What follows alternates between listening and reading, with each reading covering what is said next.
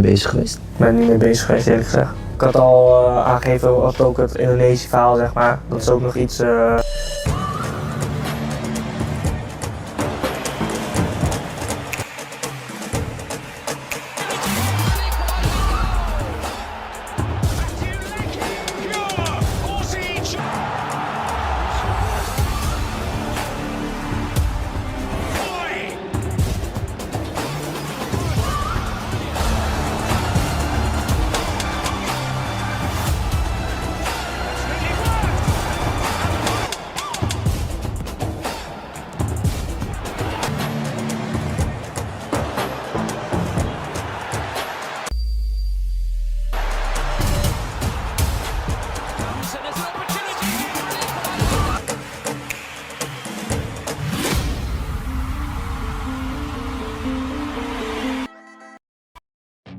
Pemain yang telah mencetak 9 gol dan 4 assist dari 16 penampilan di Eerste Divisie 2024 hingga 2025, Liga 2 Belanda, itu memilih FC Utrecht sebagai calon klub selanjutnya.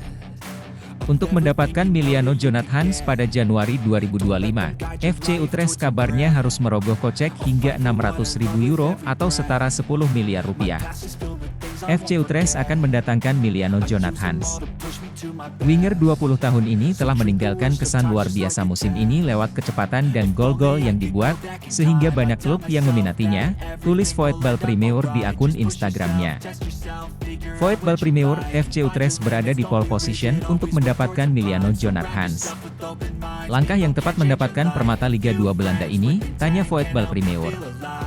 Sekarang yang jadi pertanyaan, apakah kehadiran Miliano Jonathans membuat calon penyerang timnas Indonesia, Ola Romeni, semakin sulit mendapatkan menit tampil di FC Utrecht? Secara posisi bermain, baik Miliano Jonathans dan Ola Romeni sama-sama mentas sebagai winger kanan. Ola Romeni sempat menjadi starter di 9 pekan awal Eredivisie 2024 hingga 2025 dengan koleksi 2 gol. Namun, memasuki pekan ke-10 Ola Romeni harus rela main dari bangku cadangan. Dalam 7 pekan setelahnya, Ola Romeni main 5 kali dan semuanya dilalui dari bangku cadangan. Terbaru, pesepak bola 24 tahun ini bermain 36 menit saat FC Utrecht menang 3-1 atas Almere City di pekan ke-15 Eredivisie 2024 hingga 2025 akhir pekan lalu. Karena itu, Ola Romeni mesti meningkatkan kemampuannya.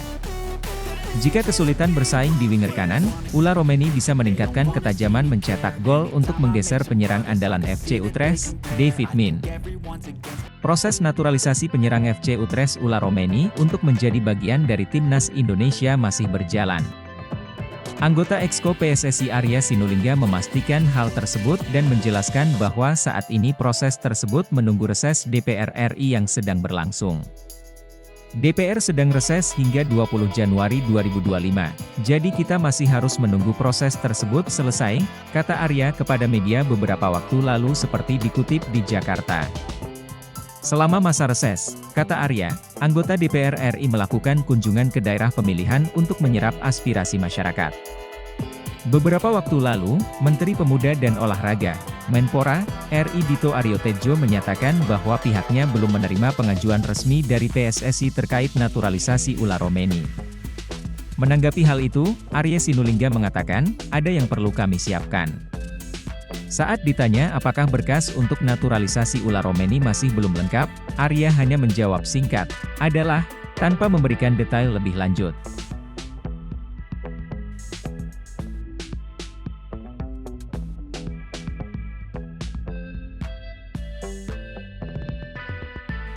Proses naturalisasi Ola Romeni diperkirakan akan selesai pada tahun 2025, dan ia diproyeksikan dapat debut bersama Timnas Indonesia pada Maret 2025 di putaran ketiga kualifikasi Piala Dunia 2026. Menpora sebut PSSI belum mengajukan naturalisasi Ola Romeni untuk membela Timnas Indonesia sejak kedatangan Ola Romeni di Jakarta hampir sebulan yang lalu, Menteri Pemuda dan Olahraga, Menpora, Dito Aryo Tejo belum menerima pengajuan untuk proses naturalisasi pemain tersebut. Proses ini menjadi perhatian banyak pihak, mengingat potensi Ola Romeni untuk memperkuat tim nasional. Dito Aryo Tejo diharapkan segera memberikan klarifikasi mengenai langkah selanjutnya terkait pengajuan naturalisasi ini. Sejak kedatangan Ula Romeni di Jakarta hampir sebulan yang lalu, proses naturalisasinya masih belum mendapatkan perhatian dari Menteri Pemuda dan Olahraga, Menpora, Dito Aryo Tejo. Hingga saat ini, pengajuan resmi untuk naturalisasi Romeni belum diterima oleh pihak Menpora.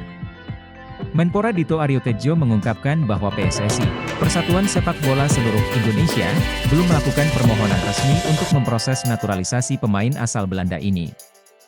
Meskipun Romeni telah menyatakan kesediaannya untuk menjadi warga negara Indonesia, langkah resmi dari PSSI masih dinantikan. Ula Romeni tiba di Indonesia pada pertengahan November 2024 dan telah melakukan pertemuan dengan Ketua Umum PSSI, Erick Thohir. Pertemuan ini menjadi langkah awal yang penting dalam proses naturalisasi, meskipun belum ada tindak lanjut resmi dari PSSI, Menpora Dito Aryo Tejo menyatakan, "Saya masih menunggu PSSI. Sampai sekarang, mereka belum mengajukan permohonan resmi, jadi kita tunggu saja."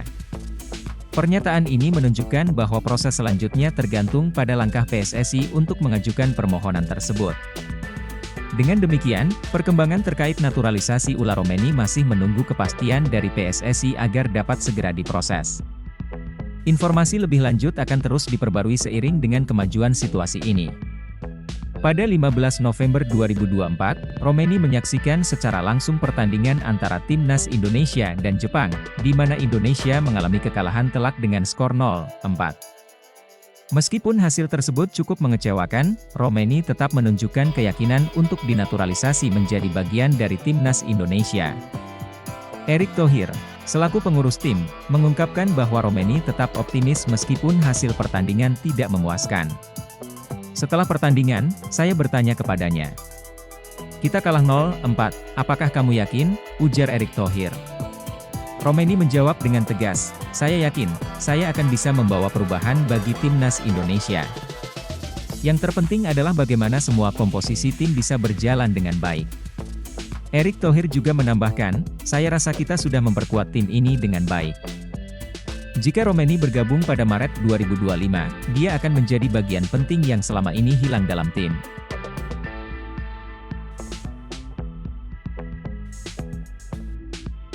Hal ini menunjukkan harapan besar akan kontribusi Romeni bagi masa depan Timnas Indonesia. Selama musim ini, Romeni tampil sebanyak 12 kali di Liga Belanda bersama FC Utrecht. Meskipun baru mencetak 2 gol tanpa assist, ia juga telah menerima 2 kartu kuning. Penampilan ini menunjukkan potensi yang dapat dimanfaatkan lebih lanjut jika ia bergabung dengan Timnas Indonesia.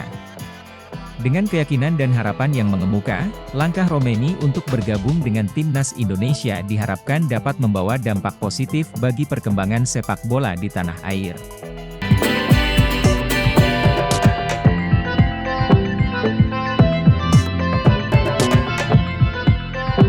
Pemain Go Ahead Eagles, Dean James, mengaku dirinya tertarik dan terbuka untuk membela Timnas Indonesia.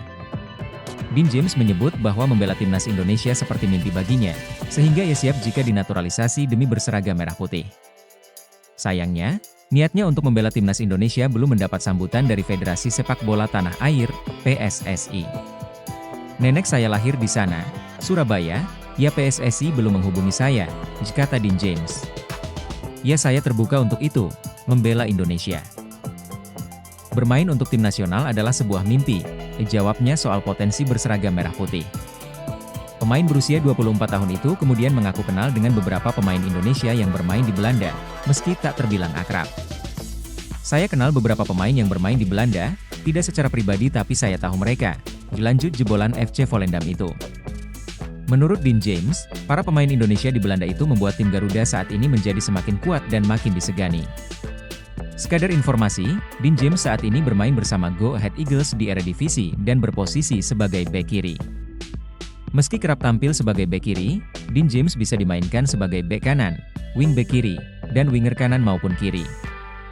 Meski minat bela Timnas Indonesia, pemain keturunan bernama Dean James membantai Kelvin Verdonk 5-0 di Liga Belanda 2024 hingga 2025.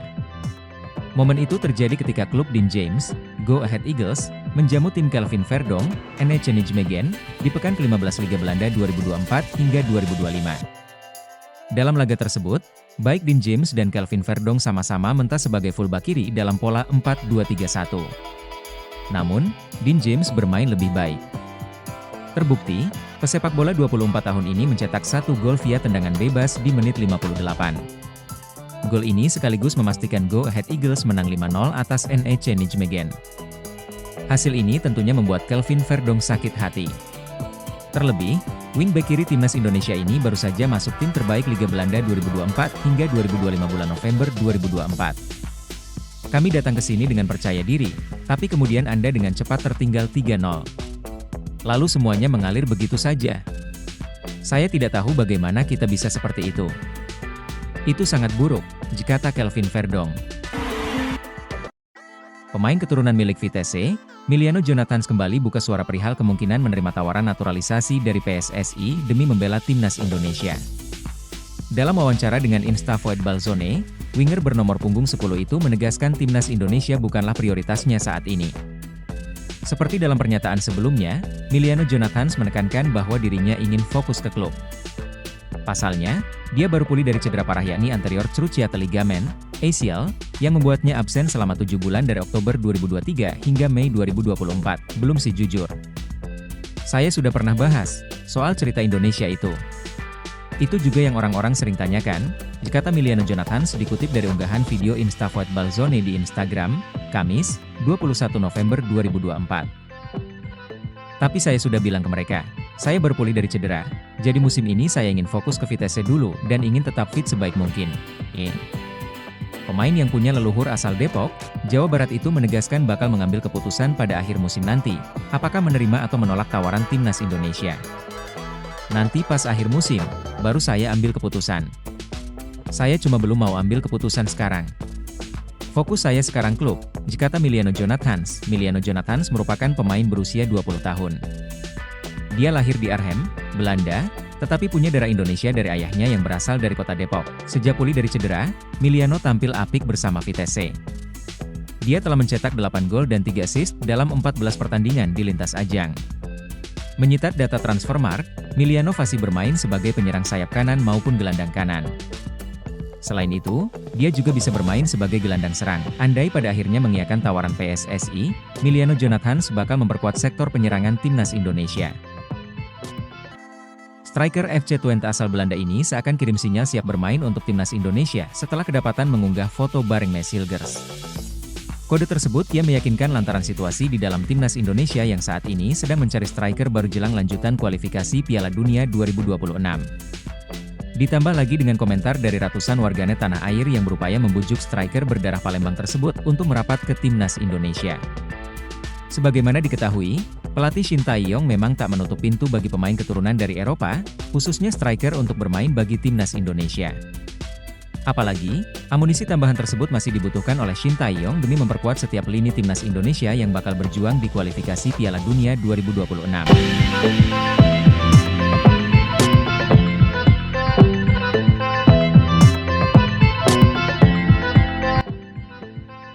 Sejumlah striker keturunan Belanda mulai dihubung-hubungkan bakal merapat ke timnas Indonesia seperti Ulla Romeni maupun Mauro Zijlstra. Kendati demikian, dari nama-nama pemain tersebut, ternyata ada satu striker Belanda lainnya yang diam-diam dikabarkan tertarik membela skuad Garuda. Adalah Daan Rots yang baru-baru ini seakan memberi kode keras kepada warganet Indonesia kalau dirinya membuka peluang untuk bermain bagi tanah leluhurnya.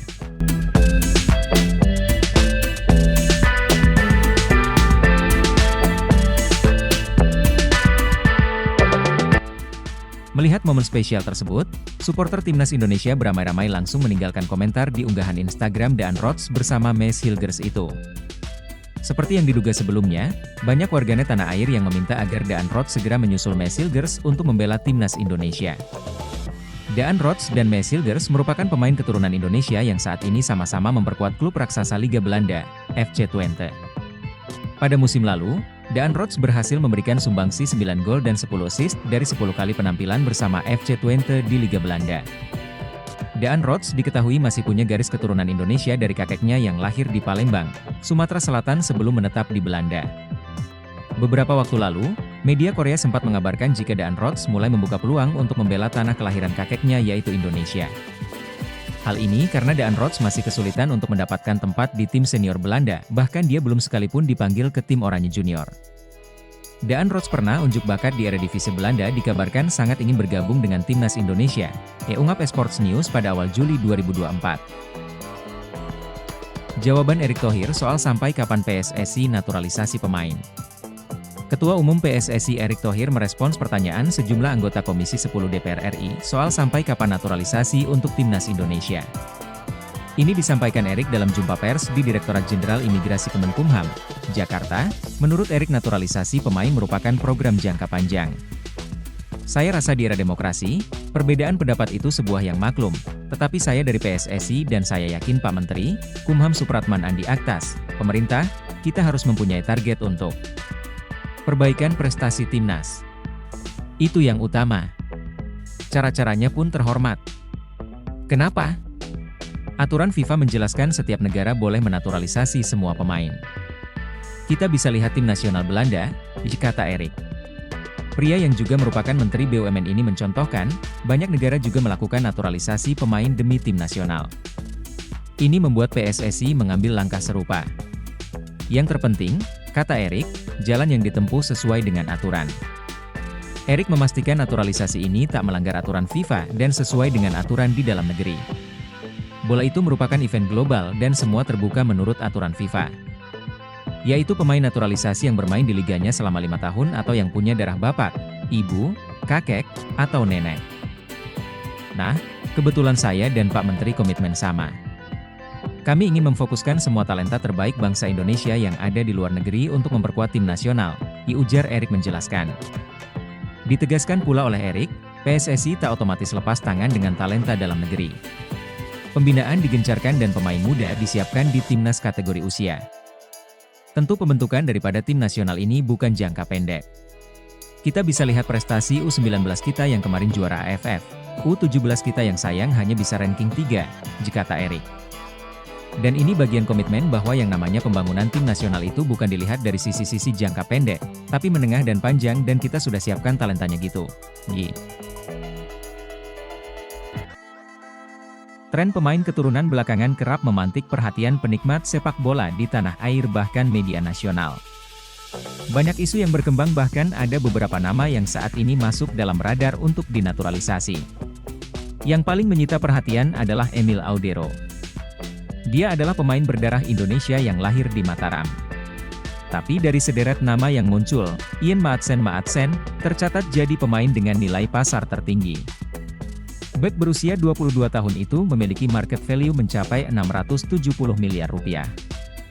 Pemain yang diketahui punya darah Jawa Suriname itu konsisten bermain di kompetisi top Eropa bersama Chelsea, Borussia Dortmund, hingga Aston Villa.